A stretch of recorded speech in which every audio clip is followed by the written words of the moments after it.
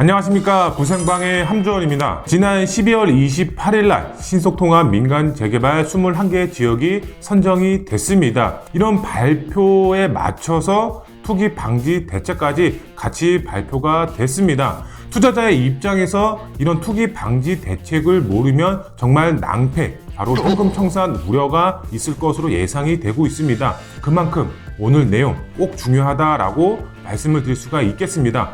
오늘 21개 지역과 투기 방지 대책 내용이 어떤 것인지 자세하게 알아보는 시간 갖도록 하겠습니다. 서울시에서 배포한 보도 내용을 한번 보도록 하겠습니다. 2021년도 12월 28일 날 10시에 보도 내용이 나왔습니다. 이 내용 자체를 보면은 서울시 신속통합기획 적용 민간 재개발 후보지 21곳이 선정이 됐다 이렇게 나와 있고요. 도시재생지역도 4곳이 선정이 됐다 이렇게 보도 내용이 나와 있습니다. 그만큼 앞으로 노밀집 지역 자체가 이런 재개발을 통해서 아파트 단지로 변할 수가 있다라고 보시면 좋을 것 같습니다. 네, 그러면 21개 지역이 어디가 선정이 됐는지 한번 보도록 하겠습니다. 여기 보시면 도시재생 지역도 4곳, 그 다음에 재개발을 추진했다가 해제된 지역도 3곳, 탈락 지역을 보면은 중구, 강남구, 광진구 이렇게 3개의 자치구만 탈락이 됐다라고 보시면 좋을 것 같습니다. 이렇게 3개의 자치구 외에 나머지 21개 자치구 안에서 1개 지역씩 선정이 됐다. 총 21개 지역이 최종적으로 선정이 됐다라고 보시면 좋을 것 같습니다. 네, 그러면은 상세하게 한번 살펴보도록 하겠습니다. 투기 수요 유입에 따라서 이렇게 나와 있죠. 이 내용이 무슨 말이냐? 투기 방지 대책 내용이다라고 보시면 좋을 것 같은데요. 여기 보시면 후보지 선정 다음 날인 12월 28일 이 날짜가 바로 토지 거래 허가 구역으로 지정을 하고 그 다음에 22년 1월 2일부터 발효를 된다 이렇게 보시면 좋을 것 같습니다. 그렇기 때문에 확정이 된 지역, 선정 지역은 1월 2일부터 토지 거래 허가 구역으로 지정이 된다라고 이제 보시면 될 것 같은데요. 여기 보시면 허가를 받아야 하는 토지 면적은 법령상 기준 면적의 10% 수준으로 하향 조정이 돼서 주거 면적의 경우는 18제곱미터, 상업지역의 경우는 20제곱미터, 공업지역의 경우는 66제곱미터 이렇게 되어 있습니다. 즉 이쪽 지역의 경우는 구청에 가서 꼭 신고를 하셔야 된다라고 보시면 좋을 것 같습니다. 근데 여기서 봤을 때 지금 18제곱미터, 20제곱미터, 66제곱미터 이렇게 나와 있는데 대지 지분 기준이다라고 보시면 좋을 것 같습니다. 우리가 실제로 사용하는 실면적이 있고 전용 면적이 있죠. 전용 면적은 전용 면적이고 실제로 내가 가지고 있는 땅에 대한 지분, 이 땅에 대한 지분을 말을 하는 겁니다. 그렇기 때문에 우리가 봐야 될 것은 바로 주거지역 18제곱미터다. 평으로 따졌을 때는 약 5.4평 정도 되어 있다. 이 말이 무슨 말이냐? 5.4평 미만의 대지 지분을 가지고 있으면은 실거주 하실 필요가 없다. 요 말입니다. 네, 그리고 여기서 또 중요한 점이 있죠. 바로 21년도 9월 23일로 권리 산정 기준일로 고시한다 이렇게 나와 있습니다. 이 권리 산정 기준일 바로 지분 쪼개기 방지 대책이죠. 대지에 대한 지분을 분할하지 말아라 이런 취지로 이제 보시면 될 것 같은데요. 바로 9월 23일이다라고 꼭 기억을 하시면 좋을 것 같습니다. 이 내용 자체는 바로 선정된 지역 기준이다라는 점 꼭 명심하시면 좋을 것 같고요. 향후 추진이 되는 투기 방지 대책도 있습니다. 내용 살펴드리도록 하겠습니다. 이번 공모에 미선정된 구역과 선정이 안 된 지역 있죠? 바로 81개 지역. 112곳이 신청을 해서 21개 지역이 선정이 됐고 나머지 81개 지역은 미선정이 된 지역이죠. 바로 미선정이 된 구역과 향후 공모를 신청하는 구역 바로 2차, 4차에서 5차까지 쭉 향후 공모 신청을 하는 지역입니다. 이 신청 구역과 투기 차단을 위한 특단의 조치로 토지 거래 허가 구역 지정, 건축 허가 제한을 후보지로 선정된 구역과 동일하게 투기 세력 유입을 원천 차단할 계획이다 이렇게 나와 있습니다. 근데 이 내용을 잘 보셔야 될 게 뭐냐면은 이 내용 자체가 바로 재산권 침해 요지가 있습니다. 그 전에 추진했던 공공재개발, 공공주도 3080 플러스의 경우도 재산권 침해 요지로 인해서 권리 산정 기준이라든가 이런 등기 시점 자체를 날짜를 변경을 했었습니다. 그렇기 때문에 이번에도 이런 재산권 침해 논란이 있을 수도 있기 때문에 날짜가 어느 정도 변경이 되지 않을까 조심스럽게 예상을 해볼 수가 있겠습니다. 네, 그러면 투기 방지 대책에 대해서 자세하게 면밀하게 살펴보도록 하겠습니다. 이 권리 산정 기준일이 나와 있고 토지 거래 허가 구역이 있고 마지막으로 건축 허가 제한이 있습니다. 이 권리 산정 기준일은 지분 쪼개지 말아라. 토지 거래 허가 구역은 실거주 할 사람만 들어가라. 건축허가 제한도 권리 산정 기준이라고 비슷한 측면이죠. 신축이 계속해서 늘어나면은 그만큼 노후도 기준을 떨구기 때문에 재개발을 할 수가 없는 상황이 올 수도 있기 때문에 건축허가 제한도 동시에 들어간다라고 보여지고 있습니다. 이렇게 거래를 차단하는 목적이 아니라 투자 수요 유입을 차단하기 위한 목적이다라고 보시면 좋을 것 같은데요. 이번에 공모 신청이 들어간 지역, 그 다음에 이후 공모 신청이 들어가는 지역으로 크게 두 가지 분류로 나눌 수가 있겠죠. 선정이 된 지역 9월 23일, 그 다음에 12월 28일 건축허가 제한은 1월 중순으로 발표가 될 것으로 보여지고 있고요.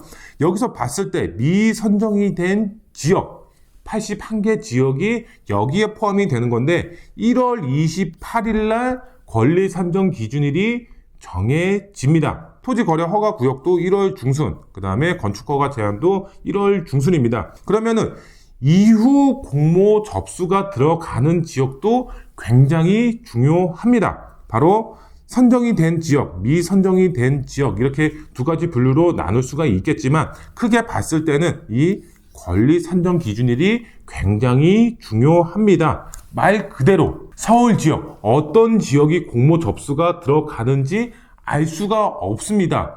그런데 권리 산정 기준일을 모두 1월 28일로 소급해서 적용하겠다. 이게 굉장히 문제의 소지가 강하게 나타나고 있습니다. 솔직히 어떤 지역이 어디가 개발이 될지 어떤 공모 지역이 선정이 될지 아무도 알 수가 없는데 2차, 3차, 4차, 5차까지 들어가는 지역을 미리 권리 산정 기준일로 정한다? 이거는 솔직히 말이 안 되는 그런 계획이다라고 말씀을 드릴 수가 있겠는데요. 우리가 봤을 때 권리 산정 기준일은 기본 계획이 수립이 되고 그 다음에 구역 지정이 됩니다. 그런데 권리 산정 기준일은 바로 이 중간 사이에 권리 산정 기준일이 정해집니다. 하지만 이번에 어떻게 됐죠? 이 권리 산정 기준일을 기본 계획 전에 미리 지정을 하고 있는 거죠. 이것도 굉장히 문제의 소지가 강한데 앞으로 공모가 들어가는 지역을 미리 지정을 한다? 정말 말도 안 되는 얘기다 라고 이제 말씀을 드릴 수가 있겠습니다. 그리고 추가적으로 이제 말씀을 드리면은 이번 공모 미선정 지역과 이후 공모 신청이 들어가는 지역의 경우 권리 산정 기준일은 후보지로 선정되지 않을 경우 23년 말까지 적용할 계획이다라고 말씀을 드릴 수가 있겠는데요. 우선 1차 공모가 끝났죠. 그리고 2차, 3차, 4차, 5차가 있습니다. 지금 2차는 22년도, 그리고 3차가 23년도입니다. 3차 접수까지 요게 적용이 되고 4차, 5차는 아직은 알 수는 없지만 우리가 투자를 할 때 어떻게 해야 된다? 4차에서 5차가 될 수 있는 지역에 투자를 해야지 현금 청산 걱정이 없다라고 말씀을 드릴 수가 있겠습니다. 네, 이렇게 투기 방지 대책까지 같이 발표가 된 만큼 앞으로 투자 계획을 세우시는 분들의 경우 재개발에 있어서 이런 투기 방지 대책을 모르고 섣불리 투자를 하면 어떻게 된다? 바로 현금 청산을 당한다 라고 이제 말씀을 드릴 수가 있겠습니다. 네, 그러면은 투자를 어떻게 해야 되냐? 요게 굉장히 중요할 수가 있겠죠. 신속통합 민간 재개발 앞으로 투자하면 안 되는 거 아니야? 이렇게 생각을 하실 수도 있겠지만 제가 어떤 포지션을 잡아야 될지 말씀을 드리도록 하겠습니다. 우선 첫 번째로 봤을 때 일반 민간 재개발을 노려라 라고 말씀을 드릴 수가 있겠습니다. 가로주택 정비 사업이라든가 역세권 시프트 개발 사업이라든가 이런 일반 민간 재개발을 노리시면 이번 발표와 무관하게 현금 청산 걱정 없이 투자가 가능하다라고 말씀을 드릴 수가 있겠습니다. 지금 현금 청산 걱정이 되는 것은 바로 이렇게 공모 접수를 받아서 재개발이 들어가는 지역, 신속통합 민간 재개발이라든가 공공 재개발이라든가 우리 지역 개발해 주세요 라고 공모 접수가 들어가는 지역이 바로 투기 방지 대책에 영향이 있는 겁니다. 일반 민간 재개발의 경우는 전혀 상관이 없기 때문에 이런 재개발 사업을 노리시면 된다, 이렇게 말씀을 드릴 수가 있겠고요. 두 번째로 봤을 때 18제곱미터 이하의 물건을 잡으셔라 라고 말씀을 드릴 수가 있겠습니다. 실거주 요건을 충족하지 않아도 됩니다. 그렇기 때문에 18제곱미터 이하, 바로 대지지분입니다. 대지지분이 18제곱미터 이하의 물건을 잡으셔라 라고 말씀을 드릴 수가 있겠습니다. 대형 평수, 대지지분이 큰 거의 경우는 실거주를 해야 됩니다. 하지만 이런 소형 평수의 대지지분을 갖고 있는 물건은 그만큼 희소성이 있고 투자의 수요가 집중이 될 수밖에 없겠죠. 지가 상승률이 크게 이루어질 수가 있습니다. 선점하셔서 이런 소형 평수 대지지분 물건을 잡으셔라 라고 이제 말씀을 드릴 수가 있겠고요. 마지막 세 번째로 봤을 때 투기 방지 대책 내용을 보면은 토지거래 허가구역, 권리 산정 기준이 건축 허가 제한, 이런 것 자체가 대부분 신축에 관련된 내용입니다. 거래를 차단하는 목적이 아니죠. 그렇기 때문에 투자를 계획하시는 분들의 경우는 구축은 상관이 없다라고 말씀을 드릴 수가 있겠습니다. 신축의 경우 권리 산정 기준일 때문에 현금 청산 당할 우려가 있죠. 하지만 구축은 상관이 없기 때문에 구축을 노리시면 된다. 하지만 앞으로의 미래 가치라든가 대지주분이 적은 거는 신축의 영향이죠. 구축은 대지부분이 대부분 18제곱미터가 넘어갑니다. 그렇기 때문에 준신축급으로 알아보셔야 된다라고 말씀을 드릴 수가 있겠습니다. 네, 오늘 이제 21개 지역 신속통합기획이 어떤 지역이 발표가 됐고 그 다음에 투기 방지 대책 내용도 상세하게 알려드렸습니다. 앞으로 이제 정권 교체에 따라서 부동산 시장이 어떻게 변할지, 재개발에 있어서 부동산 정책이 어떻게 변화를 할지 아직은 알 수는 없습니다.